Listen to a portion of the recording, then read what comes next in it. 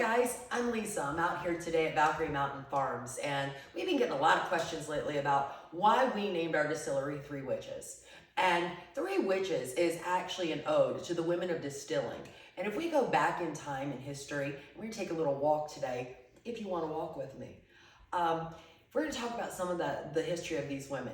So in medieval times, prior to the witch trials and those things that occurred, the primary distillers throughout Europe and that period were all women. They worked in the kitchens and they had things with them, and they actually did the distilling.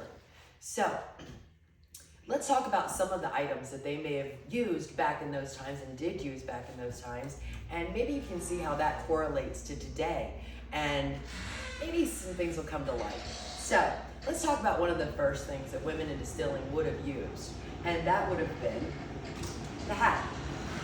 So women in distilling would go to the markets, and in order to be seen in the markets, they would wear pointy hats so that everyone knew, going to the market, that if they were looking for distilled spirits, alewives, they would look for women wearing the pointy hat.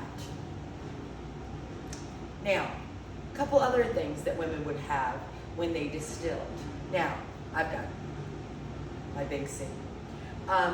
They would have cats because they would always have grains.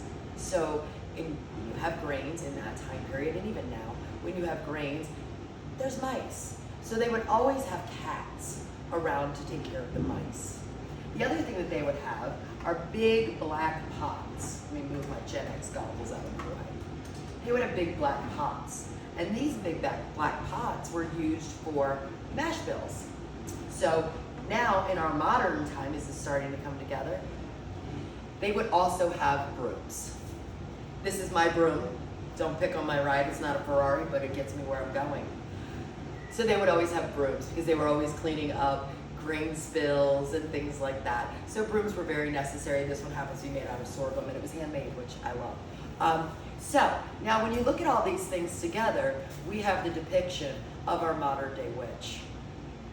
Little bit of history, little bit of interest. We'll let you guys know this is how we came to be Three Witches. Follow us for more.